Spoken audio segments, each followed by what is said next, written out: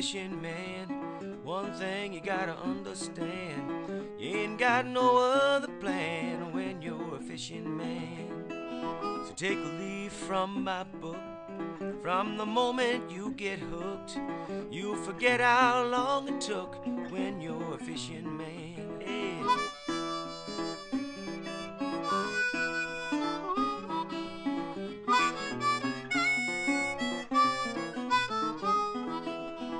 You ain't got no other plan when. Welcome back to Hooked on Tackle World. G'day, I'm Dave Butfield.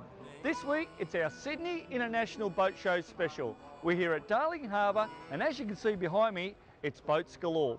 There's small boats, big boats, and so much to see and do. Today we're talking about sounders, engines, winches, and so much more. So let's go and take a look around.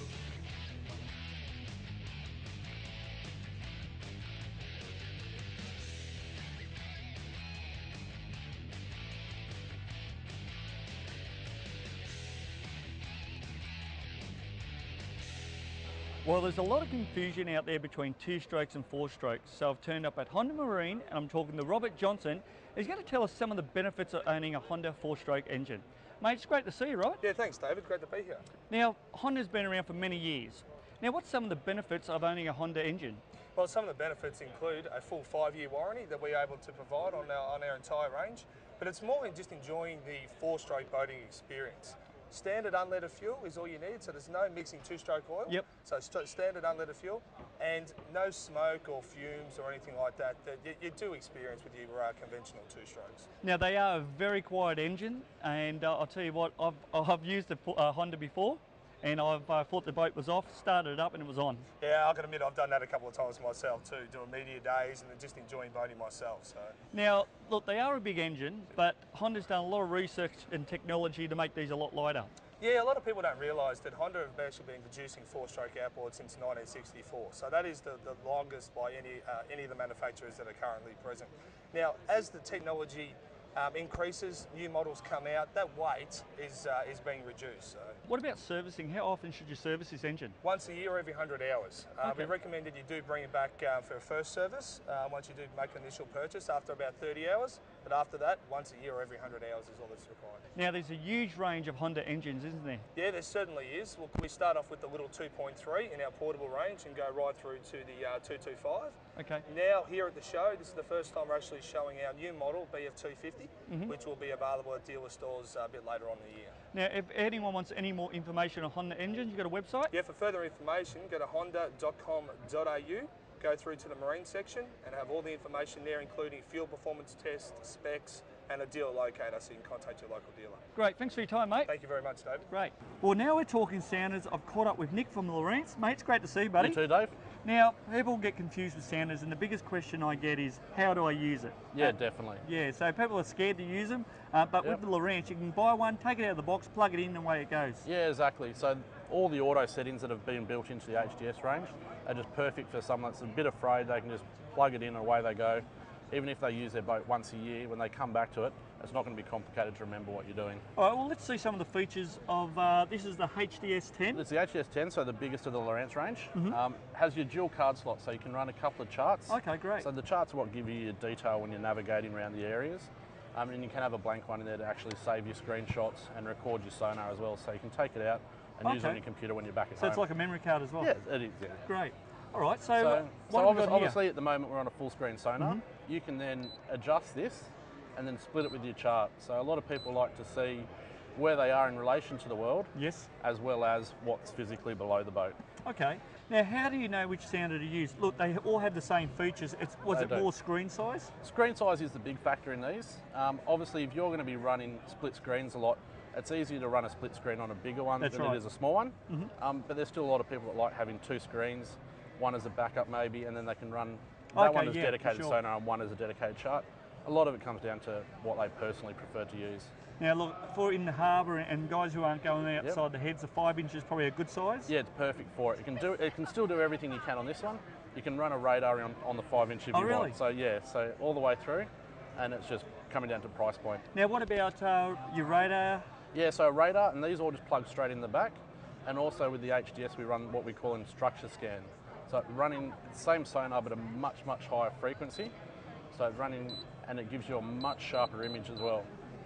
So really, really good for finding like your gravel bed, your weeds, your rocks, your boulders. Okay. And it just basically takes all guesswork out of it. Well, they're a great sounder. They're made for fishermen and they're made for travelling as well. Yeah, definitely made for everyone. Yeah, exactly. Now, you got a website? We do, www.lorenz.com.au, and also our parent company, www.navico.com.au. Mate, thanks for your time. No worries, enjoy the Mate, show. I'm going to look around. There's lots more to see. There is, a big place. Great. Well, now we're talking winches. I've caught up with Nick from Savwinch. Mate, it's great to see you, bud. You too, Dave. Now, mate, I'm a bit of a lazy bugger when it comes in pulling in an anchor. Yeah. I've always used a winch, but your winch is unique. Tell us a bit about it. Thank you, Dave. I have an all-Australian made product, okay, and I have some features and benefits for the drum style winch for the boaters out there that I can talk to you about. Well, let's have a look, mate. Yeah, sure. I'll talk about some features and benefits. I have a fully corrosion-free motor with no terminals on top, and I've taken away the terminals and I've put a gland here where we can fully seal it.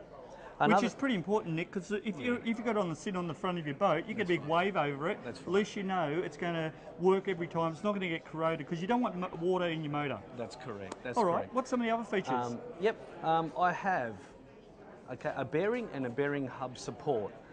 I also have no gap between the bracket and the actual disc, so your rope can fall into, which there has been a lot of problems in the past, and I found that designing in that way, things, the rope won't fall in. Well, that's the last thing you want to do is get a tangle out the sea, That's especially right. when you're trying to pull the anchor up. That's right. Now, how noisy are these? Okay. Another thing that I've invested in is that it's by far the quietest anchor winch on the market. I can't even hear that. Yeah, so when you're fishing in shallow waters, especially when I go for whiting or in the lakes for trout fishing, the last thing you want is noise. You can scare off your fish. Well, especially if you've got an aluminium boat, that would vibrate right through the boat if you had a noisy winch. Yeah. All right, mate, what sizes? I mean, it's not just designed for big boats, you do a range of small boats as well? That's correct. We start all the way down from the little tinnies, okay, from under a 5 metre. We go to the next one, which is a 6 metre. Then we go to an 8 metre, up to an 8 metre boat. And then we got the big monster, which there's nothing like it on the market at this stage, up to about a 20 metre boat. Great, fantastic. And for the guys who do some heavy duty fishing and charter operators, you've got even a heavier version again. That's right, I've got an elite model. Great. That's correct. Now, mate, you got a website? Yes, it's www.savwinch.com. Okay, jump on the web, check out the full range of Savwinches. Thanks, Nick, it's been a pleasure. You too, Dave. Thanks, mate. Thanks a lot.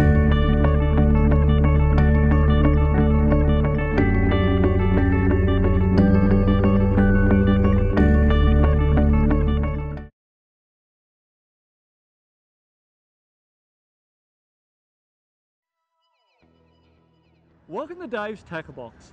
This week I've caught up with Peter Leonard from Daiwa and we're talking about the new T3 baitcaster reel. G'day Pete, great to see you buddy. You too, Dave. Mate, we know Daiwa baitcaster reels are slimline, they've got a great drag system and great gearing. But what makes this one so unique? Yeah, Dave, well this is the new Daiwa T3, which is just getting launched in Australia at present, and will be available just before summer this year.